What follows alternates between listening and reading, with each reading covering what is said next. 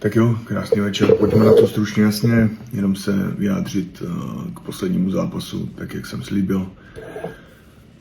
A to především hlavně z pohledu toho, co se tam událo.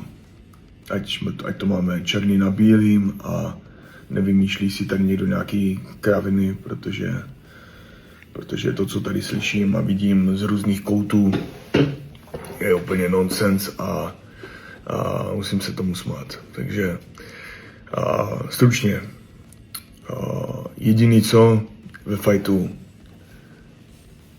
ztratil jsem tam fokus na cíl, fokus na target, a to především ve chvíli, kdy si Aluberg zranil tu nohu.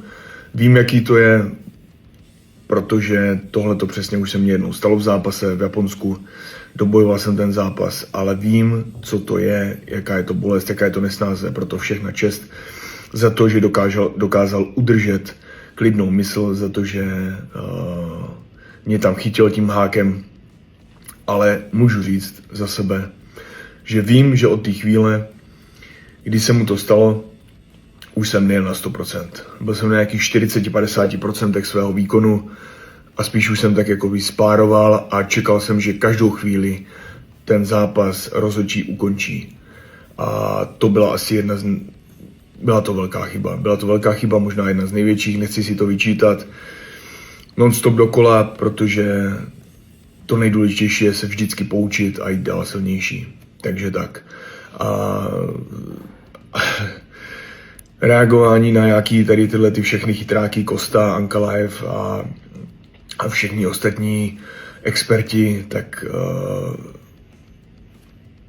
vrci, takhle. Ještě k tomu ani nevím, jestli za Ankalaeva tam stále nepíše jeho manažer, nebo jestli on. O dalším zápase, vyjednávání o dalším zápase celkově se budu bavit za nějaký měsíc, protože teď je čas na to se věnovat čistě a jenom hlavně rodině.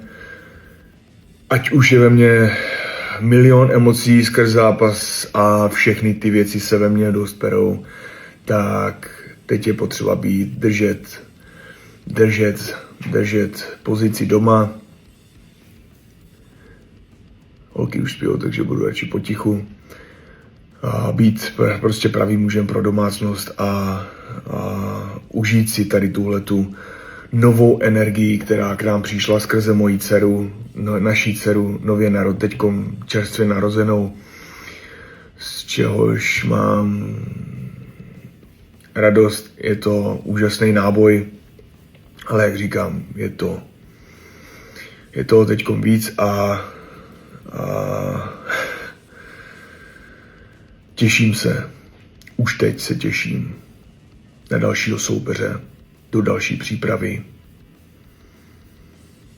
zase to posílit, být o něco lepší, být na cestě.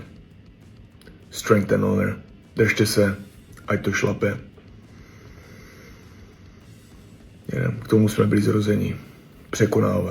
Překonávat, vítězit nad sebou samým a nad ostatními, posouvat se celkově. Ať to šlape všem. Držte se. Bůh žehnej.